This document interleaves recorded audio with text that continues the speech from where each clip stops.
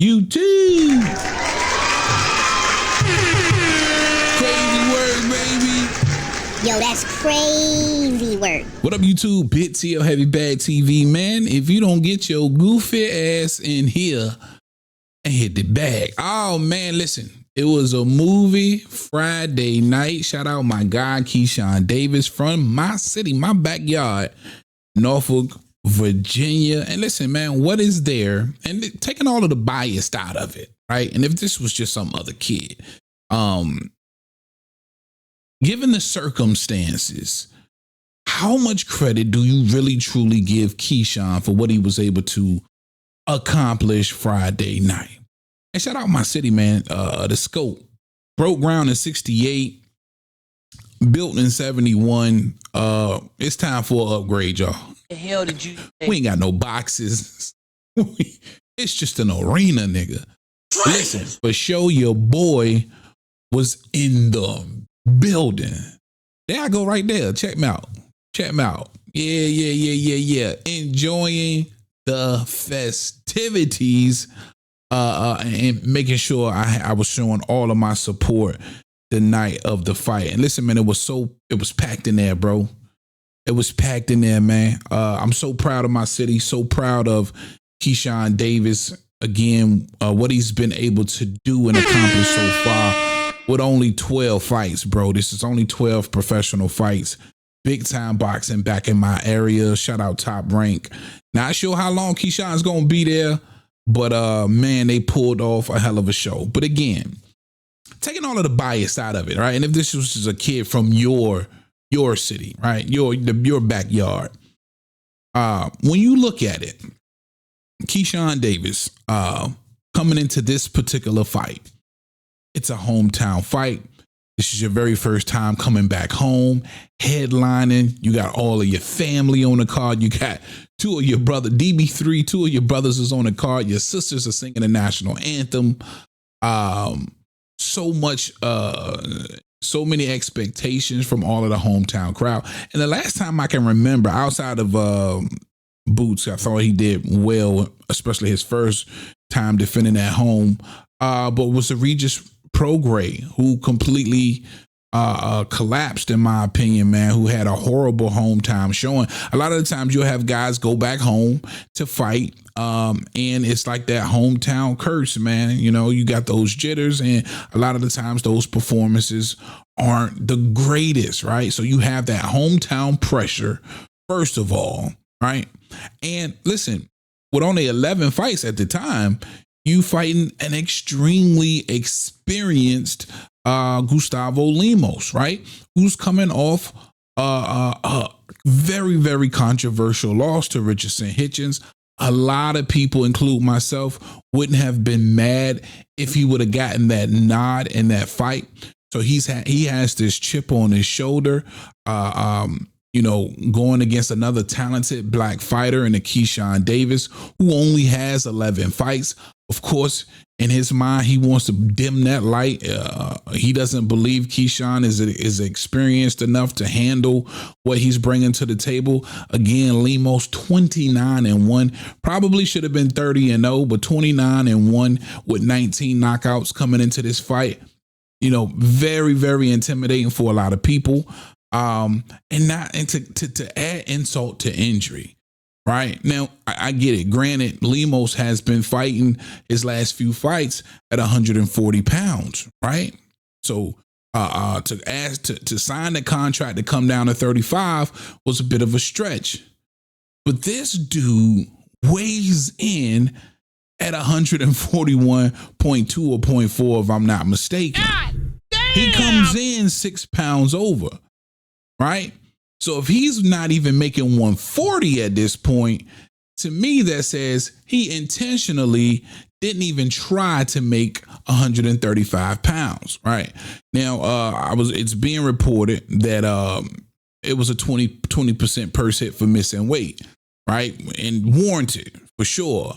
But 6 pounds, bro, that's ridiculous. And I want to ask y'all this: do you believe your favorite fighter would have still went through with this fight had his opponent miss weight by 6 pounds. What kind of bullshit is this?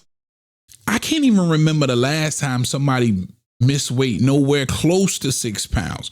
Look at the big fuss people made about Ryan Garcia missing weight by 3 pounds.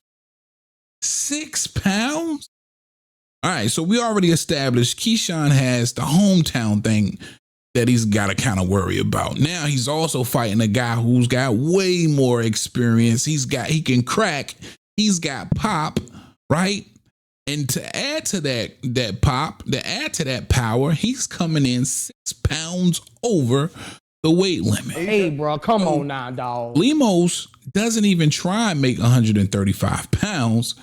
He's coming in at a very comfortable and hydrated 141 pounds where he's been fighting his last few fights. Oh, man. The odds in Vegas changed. Shout out my guy, RC. Now, with all of these things working against Keyshawn Davis, in this moment, Keyshawn performs. He digs in that bag. And I said it on my live or on my video that I shot inside of the fight. Felt like he had to be special. Keyshawn had to show us that night against all of these odds that he was special, and the performance that he did was nothing less than special. From the ring walk to the first round bell ringing, fighting off the back foot, putting together clean, crisp punches, and then the second round, obliterating Gustavo Lemos 29-1 with 19 KOs, who was most definitely a junior middleweight or a super welterweight fight night at 154, 155 pounds. It was crazy. And to get that type of knockout, to get that kind of to end the fight in that fashion, in that manner, was remarkable, man. I don't even know where you go next if you Keyshawn Davis. In my opinion, I would love to see him still mess around with the lower end of the top 15, continue to, build and hone in on his craft, get real polished. Now, a lot of people are pushing the Tank fight. He's even pushing the Tank fight himself. I'm not such a big fan of that right now. If I'm Keyshawn, I would do what Tank did to Lomachenko. Wait him out. Wait him out. At the end of the day, I think Tank probably needs Keyshawn more than Keyshawn needs Tank right now. He's having a hard time finding real credibility. Yes, he sells, and I ain't mad at that. You know what I'm saying? But in the back of his mind, he's going to always, I'm a huge Tank fan as well. But who's he fighting that's like extremely credible, bro? At some point, Tank's going to need these guys, man, just to have the credibility. Big facts. And not to shit on his resume, you know what I mean? I'm always going to give him some credit because, some of these guys are tough whether you want to believe it or not, whether it looks like it's on paper or not, whether you look at their resumes or not. They're still, tough competition. But I'm talking about elite competition for Tank Davis. There's not a lot of elite names on that resume, right? There's not a lot of names on that resume that Tank's where you're saying, hey, that guy's a potential Hall of Famer, or he is a Hall of Famer, right? Facts. That's his resume lacks that, in my opinion. So it's going to come a time where I think Tank really wants to mix it up with these guys whom everybody believes, who the consensus believes are the very best. Right now, that's what I'm saying. Ask yourself, has Tank been fighting what you believed are the very best that these divisions have to offer? Stop the cap. All right, 30, 35, 40. And not so much 30, because I don't believe anybody wants to see Tank bring anybody up because he's just so strong.